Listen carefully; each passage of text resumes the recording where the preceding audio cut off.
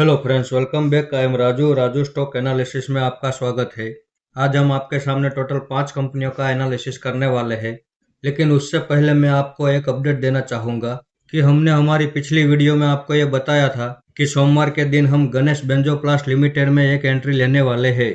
तो कल के दिन हमने इसमें एक एंट्री कर ली है, जिसकी स्क्रीनशॉट आप देख सकते हैं। अब अगर यहाँ से और ज्यादा बड़ी गिरावट होती है तो 40 रुपये के पास हम दूसरी एवरेज करने के लिए तैयार है। आइए तो अब देखते हैं हमारा अगला स्टॉक, जिसका नाम है केजेएमसी फाइनेंशियल सर्विसेज लिमिटेड, जिसका वीडियो हमने 1 महीने पहले बनाया था। तब उसका भाव 80 रुपये के पास चल रहा था और वहां पे हमने एक एंट्री कर ली थी। और उस वीडियो में हमने आपको ये बताया था कि इसमें हमारा दूसरा सपोर्ट 60 रुपये के पास रहेगा। तो ये 60 रुपये के पास आ चुका है और हमने इसमें दूसरी एवरेज भी कर ली है, जिसकी स्क्रीनशॉट आप देख सकते हैं। आइए तो आज हम आपके सामने जो 5 कंपनियों की बात करने वाले हैं उसका एनालिसिस कर लेते हैं, जिसमें सबसे पहला नाम है डीआईसी इंडिया लिमिटेड। अब इसके ऊपर एक कमेंट आई थी कि हम इसके ऊपर डिटेल से एनालिसिस करके एक वीडियो बनाए, तो चलो आज इसका भी एनालिसिस कर लेते हैं। अब इसके फंडामेंटल हमने देखा है, इसका फंडामेंटल काफी ज्यादा शानदार है और इसने 2024 में 840 रुपये का ऑल टाइम हाई बनाया था और वहां से गिरावट करते हुए अभी ये 490 रुपये के पास ट्रेड कर रहा है। अब अच्छे फंडामेंटल होने के बावजूद अभी इसमें एंट्री लेना सही नहीं रहेगा। अब 2005 से लेकर अब तक का चार्ट आप देख सकते हैं और इसके चार्ट में जो टेक्निकल पैटर्न चल रही है उस हिसाब से इसमें पहला सपोर्ट जो निकल कर आ रहा है वो 260 रुपये के पास है। तो जब तक ये गिरावट करके 260 रुपये के पास नहीं आ जाता तब तक इसमें वेट एंड वॉच करना चाहिए। आइए तो अब देखते हैं हमारा अगला स्टॉक, जिसका नाम है केपी एनर्जी लिमिटेड। अब इसके ऊपर भी एक कमेंट आई कि हम इसका भी एनालिसिस करके एक वीडियो बनाए, तो चलो इनका भी एनालिसिस कर लेते हैं। अब इसके फंडामेंटल हमने देखा, इसके फंडामेंटल भी काफी ज्यादा शानदार है, लेकिन चार्ट में अभी ये नया है और इसके चार्ट में कोई भी टेक्निकल पैटर्न नहीं चल रही है। अब इसने 2024 में 675 रुपये का ऑल टाइम हाई बनाया था और वहां से गिरावट करते हुए अभी यह 345 रुपये के पास ट्रेड कर रहा है। तो इतनी गिरावट होने के बावजूद या इसके अच्छे फंडामेंटल होने के बावजूद अभी इसमें एंट्री लेना सही नहीं रहेगा। जब तक इसके चार्ट में कोई टेक्निकल पैटर्न नहीं बन जाती तब तक इसमें वेट एंड वॉच करना चाहिए। तो जिस दिन इसके चार्ट में कोई टेक्निकल पैटर्न बनती हुई हमें नजर आएगी उस दिन हम इसमें एंट्री भी लेंगे और उस दिन आपके सामने इसका डिटेल से वीडियो बना के आ जाएंगे। आइए तो अब देखते हैं हमारा अगला स्टॉक, जिसका नाम है थायरोकेयर टेक्नोलॉजीज लिमिटेड। अब इसके ऊपर भी एक कमेंट आई कि हम इसके ऊपर भी डिटेल से एनालिसिस करके एक वीडियो बनाए, तो चलो आज इसका भी एनालिसिस कर लेते हैं।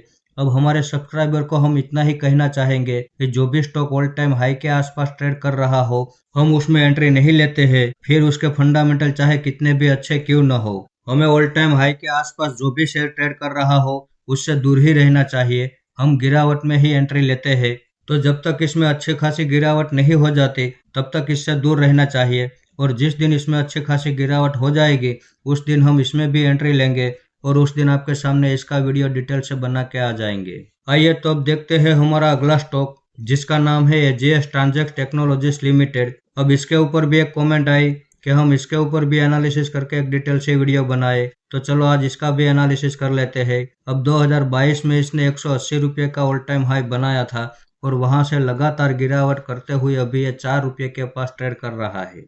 तो इसके चार्ट में कोई भी टेक्निकल पैटर्न तो नहीं चल रही है, साथ में ये चार्ट में भी बहुत बड़ा नेगेटिव हो चुका है।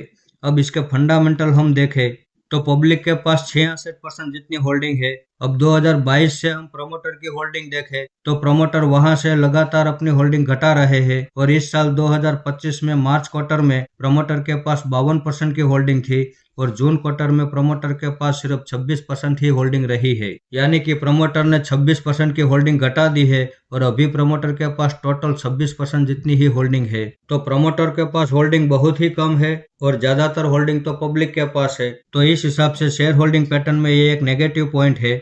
उसके आगे अगर हम बैलेंस शीट देखें तो इस कंपनी के पास 413 करोड़ का रिजर्व है और उसके सामने इस कंपनी के ऊपर 1069 करोड़ का कर्ज है। तो यहाँ पे भी एक नेगेटिव बात यह है कि जितना रिजर्व है उससे ज्यादा कर्ज है। उसके आगे प्रॉफिट एंड लॉस सेगमेंट में हम देखें तो इसी साल 2025 में इस कंपनी ने बहुत बड़ा लॉस किया है और इतना बड़ा लॉस तो इसने पुरानी हिस्ट्री में कभी भी नहीं किया है। तो यहाँ पर भी एक नेगेटिव पॉइंट है।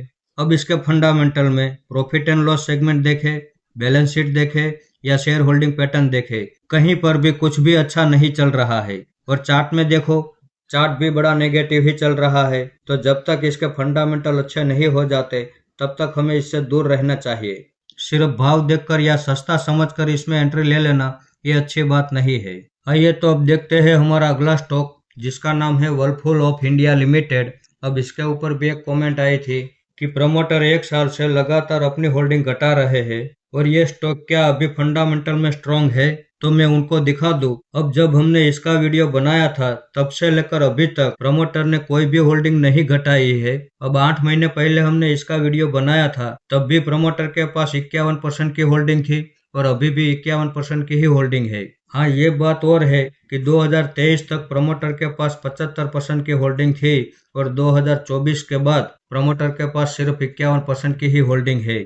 अब प्रमोटर की जो होल्डिंग घटी है उसको हमें इस तरह से देखना चाहिए कि वो प्रमोटर की होल्डिंग गई कहाँ है, पब्लिक के पास, डीआईएस के पास या एफआईएस के पास। तो यहाँ पे आप साफ साफ देख सकते हैं कि पब्लिक के पास तो सिर्फ 9% की ही होल्डिंग है। तो प्रमोटर ने जो भी होल्डिंग घटाई है वो सारी होल्डिंग एफआईएस और डीआईएस के पास ही गई है, तो उसमें कोई घबराने वाली बात नहीं है। हाँ, अगर पब्लिक के पास ज्यादा होल्डिंग होती है तो फिर डरने वाली बात है। उसके आगे मैं आपको इसकी बैलेंस शीट भी दिखा दूं तो अभी 2025 मार्च क्वार्टर में इस कंपनी के ऊपर 284 करोड़ का कर्ज था, तो कंपनी ने वो कर्ज भी घटा दिया है और अभी इस कंपनी के ऊपर सिर्फ 63 करोड़ का ही कर्ज है। उसके सामने हम रिजर्व देखें तो 2025 के मार्च क्वार्टर में इस कंपनी के पास 3823 करोड़ का रिजर्व हुआ करता था और अभी सितंबर क्वार्टर में इस कंपनी के पास 3952 करोड़ का रिजर्व हो चुका है। तो रिजर्व भी बढ़ा है और कर्ज भी कम हुआ है।